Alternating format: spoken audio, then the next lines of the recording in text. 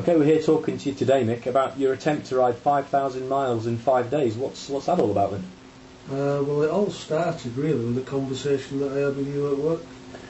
Right, and at the time we were talking about something amazing that you've already done, which is you actually rode more than 1,600 miles in 24 hours, didn't you? Yeah, that was another sponsored event that I did. The downside to that sponsored event was it cost me more money than I actually raised. And luckily, with your help, it's looking like this time it's not going to cost me a great deal out of my own pocket. Right, so that means that we can actually get more money to the charities that you're actually riding for. Yeah, that's right. Okay, do you want to give us a couple of words about the charities then? Because you've chosen two, not one, haven't you? Yeah, two charities. The Northwest Air Ambulance and Riders for Health. Two very good charities that are sometimes overlooked, I feel, and rather than give to the big companies, I've decided let's look for somebody that really needs it. Okay, well the Riders, I know for Health, is an amazing thing that actually helps a lot of people in Africa to get medicines, doesn't it? And by actually sponsoring people to actually repair four-wheel drive vehicles and motorbikes and use that to supply medicines, so that's pretty clear. And I know the Air Ambulance is another great one that many people have had cause to use in recent years, but it's not sponsored by the government, so they need cash, don't they? They need as much funding as they can have. Yeah, so that's pretty good. Okay, so 5,000 miles in 5 days, that's nearly a quarter of a way around the world. I mean, what makes you think you're going to actually be able to ride that far?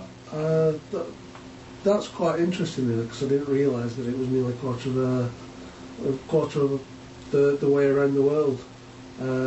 So now you've changed your mind. No, once I found out that, I've decided, like, well, what is an actual quarter of the way around the world? Right. And I've looked it up, and I think it's about 6,400 miles or something like that. Right.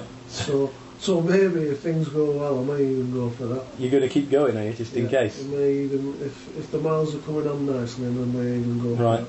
Well, you certainly got the credentials to put the first day in. 1,670 odd miles in a day is an amazing achievement, really, from Bolton all the way down to Land's End and up to John O'Groats and back to Bolton again. But what makes you think you can keep doing that? Why do you think that in 4 days you're going to be able to keep doing that? Because I know that took you pretty much all of 24 hours, didn't it? Yeah. I can't, to be honest, I can't see me having much trouble. I feel as though I can do 1,000 miles quite easy. Yeah. I've done it a number of times. I've done quite a few 500 mile pluses, 700 mile pluses. I'm not fooling myself at all. I know it's going to be difficult, especially if I do go for the first 2 days at 1,500 miles. Which is what you're planning to do, isn't it? That's what I'm hoping.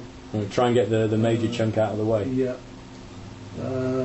But at the end of the day, so long as I get 1,000 miles on them days, then I'm still on track for what I want to do. So you have actually got some sort of spare in the pot sort of thing that you need to? Yeah.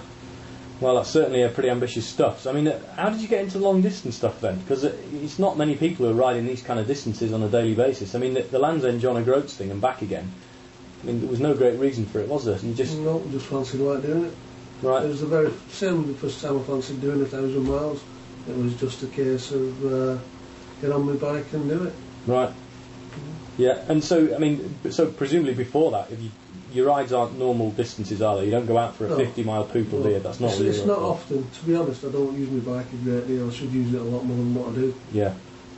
But I do like having a ride down from Bolton to Box Hill and back for a brew. Go down there, have a brew. And how many miles is that?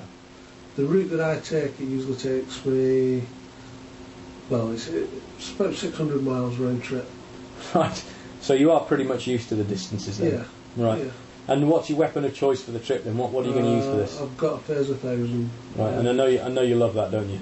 Yeah, it's fantastic. That. Yeah, and you reckon that's the business. So most people, a lot of these guys who are doing this stuff are using the big BMs and stuff like that. You wouldn't choose one of those? I'm not saying I wouldn't, but I've never actually ridden one of them. I've ridden my FZR, obviously. I've got the Corbin seat. I've got the touring fairing. I've got the back box. Yeah. Just get on it and ride. So what about the, you're obviously going to be riding at night, you're obviously going to be riding through all weather conditions and stuff. Last time with the Land's End John O'Groats you had trouble with the weather and stuff. Wet through. Yeah, so not good news. And obviously the reason we got involved is because our range of Gore-Tex clothing is obviously going to keep you dry, we hope. Yeah. So what's the score with that? Do you think that'll make a big difference? It's going to make a hell of a difference, yeah. Yeah. The last time, 26 hours riding, I was wet through for 22 of it. Right. And how does that actually affect your riding and your state of mind? I was very tempted to stop. I just, I couldn't go on. I ended up stopping for simple reason. I was that wet, that cold, that I couldn't go on. Yeah. Now, hopefully, I'm going to be nice and toasty warm, nice and comfortable. Yeah. So I can't see any problems. Yeah, I mean, certainly we've noticed that. I think all of us know ride bikes. The more comfortable you are, the warmer you are.